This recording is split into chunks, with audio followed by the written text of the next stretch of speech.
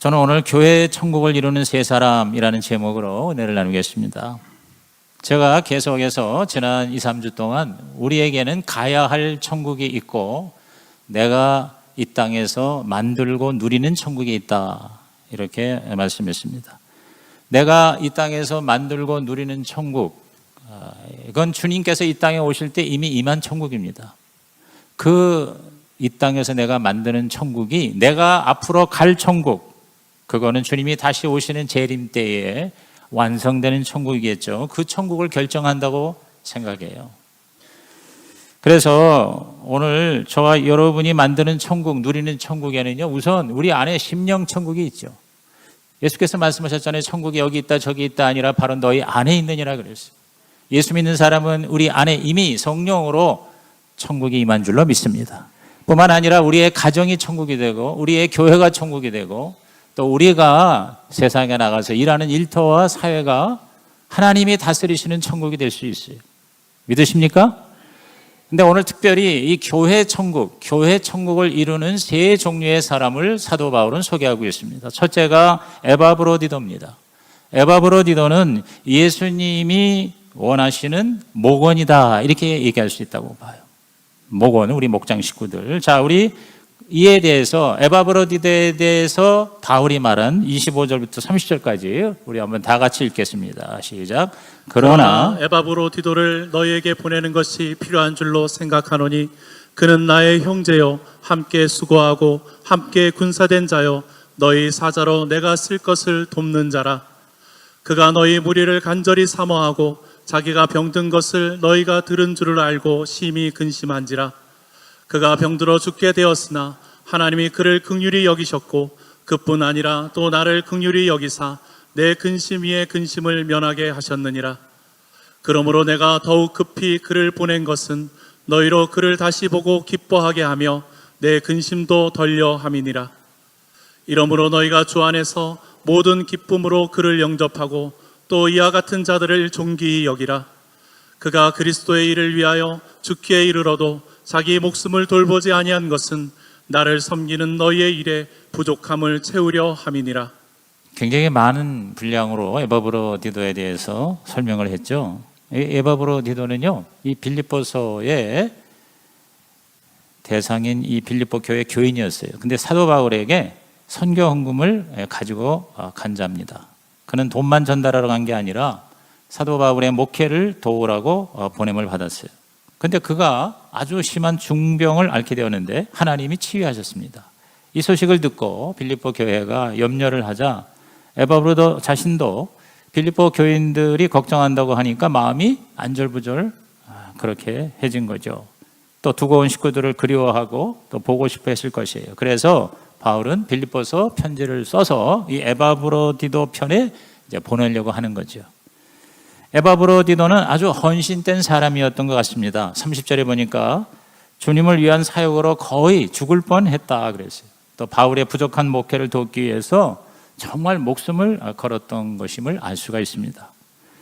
이 에바브로디도는 어떤 특별한 은사를 가진 자라기보다는 그냥 평범한 저와 여러분과 같은 평신도였습니다.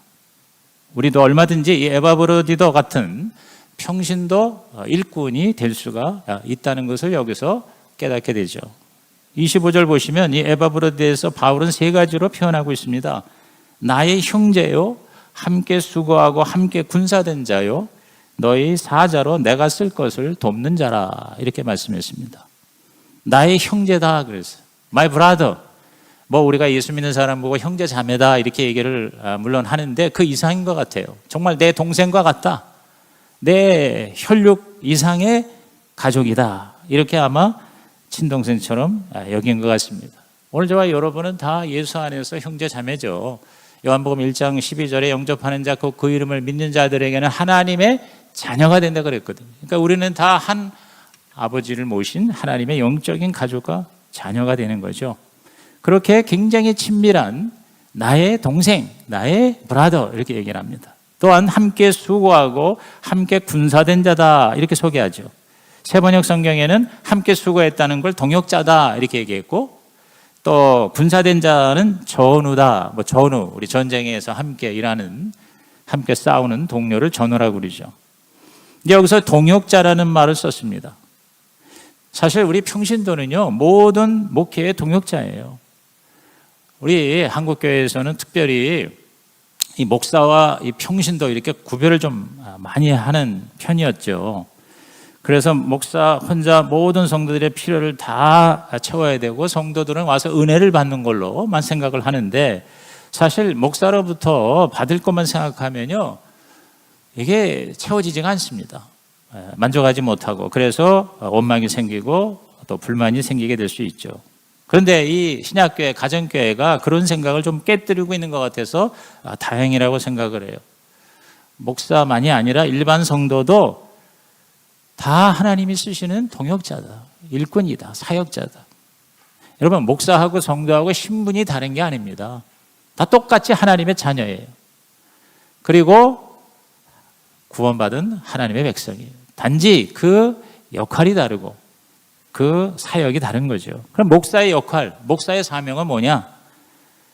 그게 에베소서 4장 11절 12절에 아주 명확하게 나와 있거든요. 우리 한번 에베소서 4장 11절 12절 다 같이 또박또박 읽어봅니다. 시작. 그가 어떤 사람은 사도로, 어떤 사람은 선지자로, 어떤 사람은 복음 전하는 자로, 어떤 사람은 목사와 교사로 삼으셨으니 이는 성도를 온전하게 하여 봉사의 일을 하게 하며 그리스도의 몸을 세우려 하심이라. 네, 여기 사도, 선지자, 복음 전하는 자, 목사, 교사 이렇게 5종류예요. 우리 9절 그냥 자막에도 올려주세요. 이게 이른바 리더십 기프트, 즉 지도자 은사를 받은 교회 영적 지도자 그룹이거든요. 이거 자막 올려주세요. 성경 9절. 근데 이들의 특징이 있어요. 그건 뭐냐? 다 말씀 사역자라는 겁니다. 즉 신학교를 졸업을 하고 전문적으로 설교와 가르침, 이걸 통해서 말씀을 전하는 자가 바로 사도, 선지자, 복음 전하는 자, 목사, 교사라는 거죠. 뭐 지금은 사도, 선지자 이렇게 직제가 되어 있지는 않죠. 그러니까 결국 다 목사가 이 역할을 하는 겁니다. 그래서 오늘은 그냥 통칭으로 목사 이렇게 하는 이 5종류의 리더십이 바로 특징이 뭐냐? 12절에 나와 있어요. 그 사명이 성경 9절 좀 올려달라니까요. 이는 자, 3가지가 나와 있어요. 성도를 온전하게 한다 그랬어요. 성도를 온전하게 한다면 준비시키고 훈련시킨다, 구비시킨다. 그래서 봉사일을 하게 한다. 봉사라는 게 뭐 청소하고 안내하고 뭐 주차 이런 거 봉사 이상의 것이에요. 이건 뭐냐? 사역이에요. 목회예요. 영어로 미니스터리거든요. 즉 성도들로 하여금 잘 준비시키고 훈련시켜서 구비시켜서 그 성도들이 목회를 하게 한다 이 말이에요. 사역을 하게 한다. 그래서 어떻게 해요? 그리스도의 몸, 이게 뭡니까? 교회를 세워나가게 하는 것.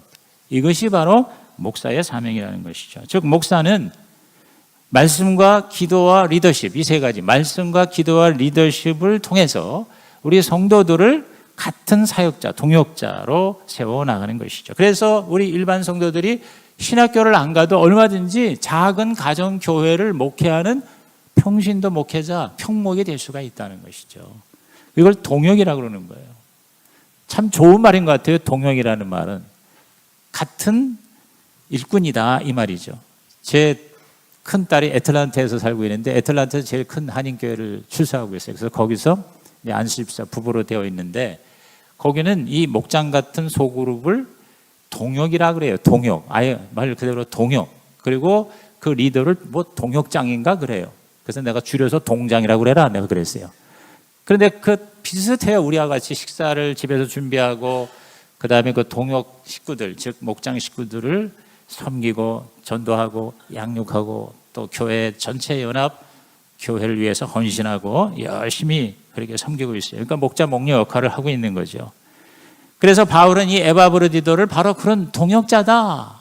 얼마나 참 멋지고 영광스러운 그런 명칭입니까? 그리고 더 나아가서 전우다 그랬어요. 전우. 군사라 그랬어요. 함께 군사된 자, 전우다 그랬어요. 여러분 그렇습니다. 우리가 신앙생활하거나 또 사역하는 것은 하나의 영적인 전쟁입니다. 영적인 싸움터에 나가서 우리의 원수는 누구예요? 우리가 아니에요. 사탄마귀예요. 우리 믿는 자들은 같은 전우고요. 믿지 않은 세상 사람도 우리의 적이 아니라 우리가 구출해내야 할 포로라 이 말이에요. 마귀에게 포로로 잡혀 있는 자를 전도라는 행위를 통해서 우리들이 어떻게 해요? 자유케 하는. 그래서 하나님의 자녀로 만드는. 그러니까 우리는 누구냐? 바로 사탄과 싸우는 자예요. 우리끼리 싸우는 자중질환, 이거는 뭐예요? 사탄의 왕국에 도움되는 일밖에 안 되는 거죠. 이 싸움을 위해서 사도 바울은 굉장히 진지하게 그리고 아주 명쾌하게 하나님의 군사는 전신갑주 입어야 된다 하면서 에베소서 6장에 이렇게 얘기합니다. 우리 에베소 6장 10절에서 13절 우리 또박또박 시작. 끝으로 너희가 주 안에서와 그 힘의 능력으로 강건하여지고 마귀의 관계를 능히 대적하기 위하여 하나님의 전신갑주를 입으라.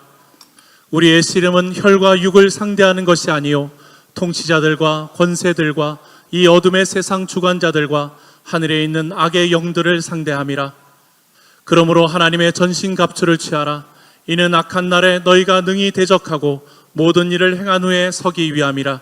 사도 바울은 여기서 우리 성도들이 이건 목사만 하는 일이 아니에요. 모든 성도가 첫째는 전신갑주로 무장하고 둘째는 진정한 적이 누구인지를 파악해서 싸우라는 거죠. 악령은 어둠의 세력입니다. 그 악한 어둠의 세력에서는 거짓이 판을 칩니다. 이들을 우리가 복음의 빛으로 물리쳐서 승리해야 된다. 근데 그 승리의 비결은 뭐냐? 그 어둠의 세력을 어떻게 물리쳐요? 빛으로 물리치는 거예요. 여러분, 깜깜함에 착 전등을 켜면 순식간에 어둠은 물러가게 되죠. 교회 안에서 어둠 속에 거하는 삶을 우리는 살지 말아야 됩니다.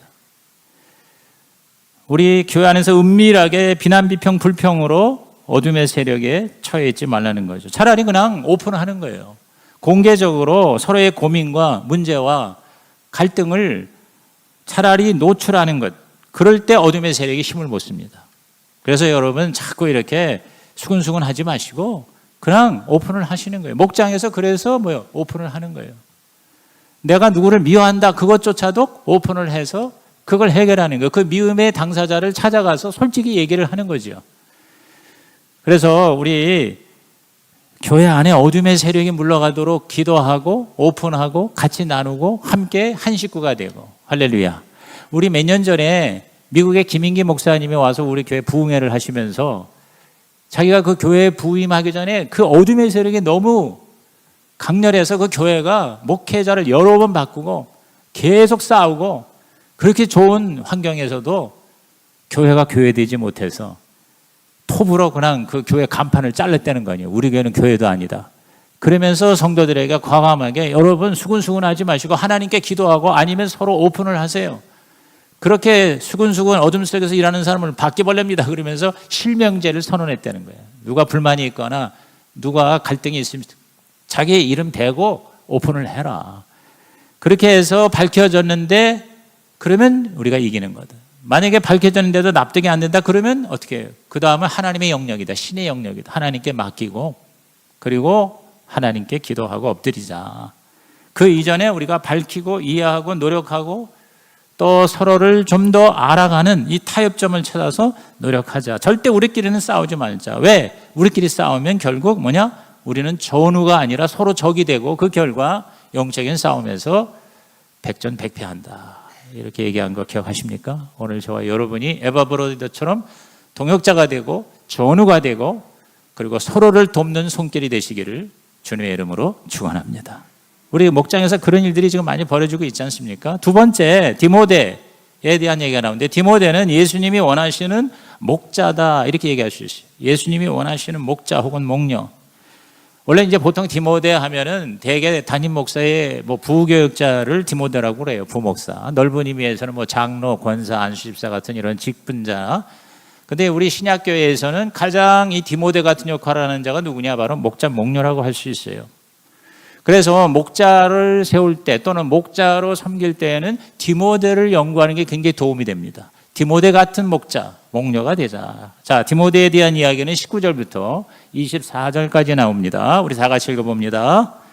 내가 디모데를 속히 너희에게 보내기를 주 안에서 바람은 너희의 사정을 알므로 안위를 받으려 함이니 이는 뜻을 같이하여 너희 사정을 진실히 생각할 자가 이밖에 내게 없음이라.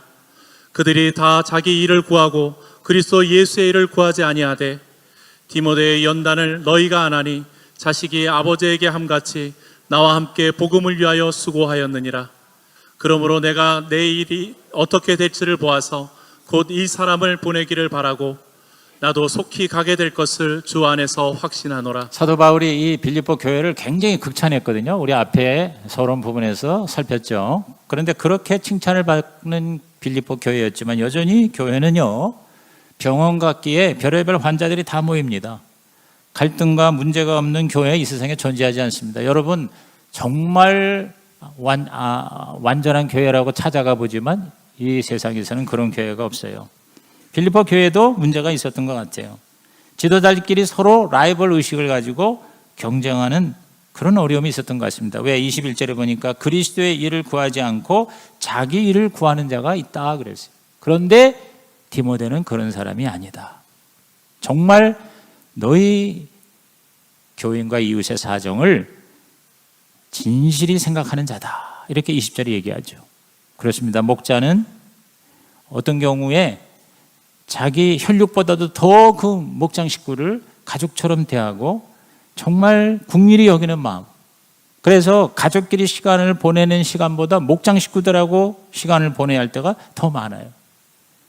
사실 목사도 그렇습니다. 목회에 일로 매전하다 보면 우리 아이들, 자녀들을 돌볼 시간, 만나는 시간이 극히 제한적이에요. 그래서 이 목회자 자녀들의 문제가 많은 이유가 여러 가지가 있지만 그 중에 하나가 제대로 시간을 돌본 케어할 수 있는 그런 여유가 없다 보니 그저 모든 교회에 올인하다 보니까 어떻게 보면 방치되는 경우가 있거든요. 그래서 사실 여러분은 목사 사모뿐만 아니라 목회자의 자녀들을 위해서도 중보기도 해주셔야 되거든요. 아멘입니까? 여러분이 기도해 주셔서 우리 자녀들은 잘 되고 있습니다만은, 근데 목자, 목녀가 바로 그와 같을 수가 있다는 거예요. 근데 그 목자, 목녀가 될 사람들은 바로 뭐냐? 그런 국률의 마음이 있는, 진실된 마음으로 생각해 줄 줄 아는 이런 마음이 있으면 훌륭한 목자, 목녀가 될 수 있다는 거예요. 뭐 신앙 경력이 좀 부족하고 또 성경 지식 잘 몰라도 정말 이웃을 위해서, 남을 위해서 생각할 줄 아는, 그게 이제 불쌍히 여기는 마음이죠. 국률이 여기는 마음이죠. 여러분, 그거 있으면 다 목자, 목녀 잘 될 수 있습니다. 디모데가 바로 그런 사람이었던 것 같아요. 바울이 다 챙길 수 없는 자들을 진심으로 생각하고 케어를 했던 것 같습니다. 그리고 디모데는 무엇보다 순종의 사람이었던 것 같아요. 22절에 그의 그 모습이 나오죠. 자식이 아버지에게 함같이 그랬어요. 즉, 이 디모데는 아버지로 이 바울을 여겼다는 거죠. 바울의 목회를 그 심정으로 도왔던 거죠. 바울이 가기 힘들거나 또 여의치 않은 곳에 바울이 가라 하면 순종하고 가는 그런 모습이었던 것 같아요. 목자 목녀도 마찬가지입니다. 이 디모데처럼 순종하는 마음이 있으면 좋은 목자 목녀가 될 수 있습니다. 가장 중요한 건 바로 예수님처럼 겸손과 순종의 마음 자세이죠. 순종하는 사람은 불평보다는 감사가 확실한 사람이죠. 그래서 순종은 감사와 함께 갑니다. 자꾸 불평하고 원망하고 뭐 이래요, 뭐 이걸 안 해줘요, 이런 거 많이 하는 사람 대개 보면 목장 잘 못해요. 그런데 늘 감사하고 그저 와서 은혜 받고 말씀 들은 것만으로도 너무너무 고맙게 생각하고 이런 분들이 대개 보면 목자 목녀 잘할 수가 있거든요. 우리 교회 모든 목자 목녀가 그렇게 되기를 주님의 이름으로 축원합니다. 그래서 결국은 세 가지인 것 같아요. 사랑과 감사와 순종이에요. 사랑과 감사와 순종. 시작. 사랑과 감사와 순종. 뭐 이거는 목자 목녀뿐만 아니죠. 모든 성도가, 저와 여러분 모두가 다 뭐요? 사랑이 있고 감사가 있고 순종이 있으면, 그러면 뭐요? 하나님의 귀한 일꾼으로, 하나님의 사역자로 멋지게 쓰임 받을 수가 있다. 그래서 제가 사감순, 저는 뭐 이렇게 만들어내지 않으면은 편치가 않아. 사랑, 감사, 순종. 시작. 사랑, 감사, 순종. 사감순. 네. 여러분 모두가 다 사감순이 있는 바로 우리 디모데 같은 자가 되기를 주의 이름으로 축원합니다. 우리 아까 김대관 목자가 간증했습니다마는 지난주 우리 하나님을 경험하는 상 공부에서 우리 목자들이 그런 간증을 하더라고요. 그 지난주에 하나님 우리에게 말씀하시면 거기에 대해서 즉시 순종해야 된다는 게 주제였거든요. 근데 정말 그 목자 목녀 되고 싶지 않았지만 순종했더니 몇 년이 지난 지금 너무너무 보람있고 가치있고 행복하고 감사합니다. 그렇게 순종했더니 이렇게 복을 받았습니다. 이런 간증을 하시더라고요. 세 번째 인물이 바로 사도 바울이죠. 바울은 예수님이 원하시는 목사라 이렇게 얘기할 수 있습니다. 자, 바울 같은 목사가 있을 때 교회 천국이 될 수 있구나. 에바브로디도 같은 목원, 디모데 같은 목자가 있는 목사는 행복하고 또 그런 교회는 교회 천국이 될 수 있지 않을까. 그 바울 목사의 특징이 뭔가 무엇보다 사람을 세우고 사람을 키웠구나. 사실 인간적으로 볼 때 디모데는요 그렇게 괜찮은 사람이 못 됐어요. 바울이 이렇게 발탁해서 자기 후임으로까지 세울 만한 그런 인물이 못 됐습니다. 출신이 우선 혼혈합니다. 아버지가 헬라 사람이고 어머니가 유대인입니다. 그런 외적 조건 때문에 그리고 나이도 어리고 그리고 마음이 새가슴처럼 소심하고 그래서 바울이 특별 당부를 이렇게 했어요. 디모데전서 4장 12절에 보면은 디모데 개인에게 보낸 서신에서 누구든지 내 연소함을 업신여기지 못하게 하고 오직 말과 행실과 사랑과 믿음과 정절에 있어서 믿는 자에게 본이 되거라. 그렇게 특별히 당부를 한 거예요. 하도 이 마음이 소심하다는 게 뭐예요? 항상 이렇게 걱정하고 근심하고 담대하지 못하고 두려워하고 하다 보니 그래서 고린도전서 16장 10절에 보니까 바울은 디모데가 고린도 교회에 가거든 두려움 없이 잘 지낼 수 있도록 보살펴 주세요라고 특별히 부탁을 했을 정도예요. 소심하고 어리고 담대하지 못한 데다가 또 건강도 안 좋았어요. 늘 위궤양으로 고생하던 친구가 바로 디모데였어요. 그래서 디모데전서 5장 23절에 보니까 그 잦은 위장병을 치유하기 위해서 좀 포도주를 약처럼 먹어라 하고 권면을 합니다. 디모데전서 5장 23절에 보니까 이제부터는 물만 마시지 말고 내 위장과 자주 나는 병을 위하여는 포도주를 조금씩 쓰라 그랬어요. 바울 목사님은 이처럼 나이도 어리고 소심하고 건강도 안 좋고 그런 좀 시원찮은 디모데를 세워줬어요. 키워줬어요. 그리고 위대한 지도자로 쓰임을 받게 했습니다. 그래서 여러분 바울 사후에 그 당시에 초대 교회 중에 가장 위대한 교회 중에 하나가 안디옥 교회 있고 로마 교회 있고 그런데 에베소 교회였었어요. 그리고 도시 자체도 에베소는 그 당시에 최고의 큰 도시였습니다. 로마 또 알렉산드리아, 고린도, 안디옥 그 이상 가는 도시가 에베소입니다. 그래서 여러분이 성지 순례가다 보면 터키에 에베소 지금 가보세요. 가장 유적이 잘 보존되어 있는데 어마어마한 로마 제국의 도시거든요. 그 에베소 교회의 후임 목사로 바로 바울이 디모데를 임명을 했거든요. 그러니까 시원찮은 사람을 세워서 그렇게 하나님의 종으로 키워주는 그런 목사였다는 거죠. 그리고 그 디모데와 모든 제자들을 믿어주고 과감하게 맡겼어요. 그래서 디모데뿐만 아니라 디도, 누가, 마가 이런 제자들을 키워서 사역과 일을 과감하게 위임한 거예요. 이게 바로 교회 천국의 모습이 아닐까.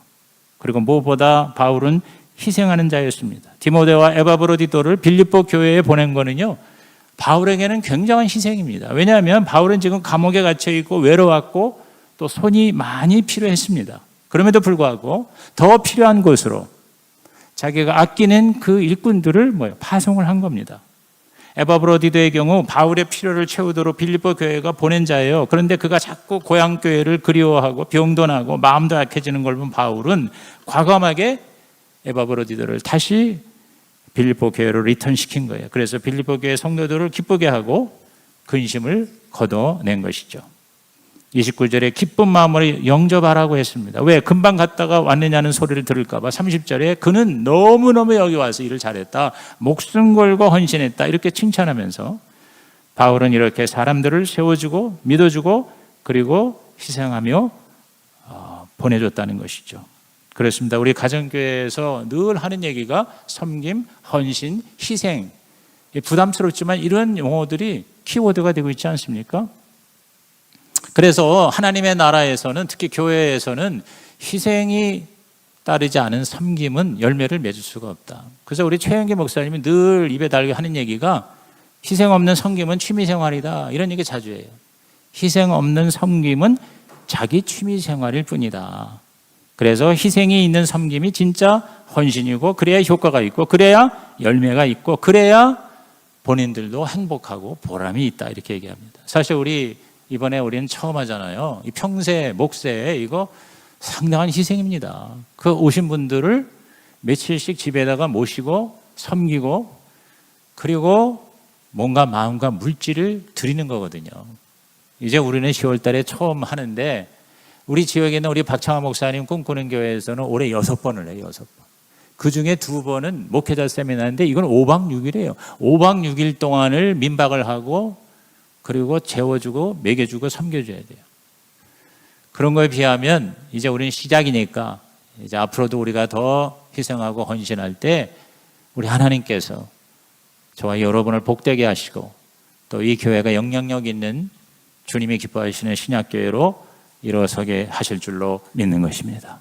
사실 이 세상에는 모든 존재하는 교회는 희생의 결과죠. 우리 교회도 지난 날들 지금 남아있지 않지만 많은 성도들이 희생을 했죠. 와서 봉사하고 또 헌금 많이 해주셔서 이런 교회도 얻게 하시고, 또 지난 몇 개월 동안 여러분의 또 희생과 헌신으로 정말 쓰레기장 되었던 우리 지하 성전이 아름다운 식당과 카페와 세미나실로 거듭나게 되었다. 오늘 이것이 헛되지 않고요. 하나님은 저와 여러분이 섬겼던 모든 희생과 헌신, 내가 있어서 조금 나눠주는 정도가 아니라 없어도 드릴 수 있는 그러한 헌신을 다 하나님은 카운트하신다는 그걸 다 보시고, 우리 시대에 하나님이 보상해 주지 않으면 우리 자녀들에게 하나님께서 10배, 100배 보상해 주시고 복을 주실 줄로 믿는 것입니다. 그리고 궁극적으로는요, 이 땅에서 꼭 보상이 있어야 우리가 섬기는 게 아니거든요.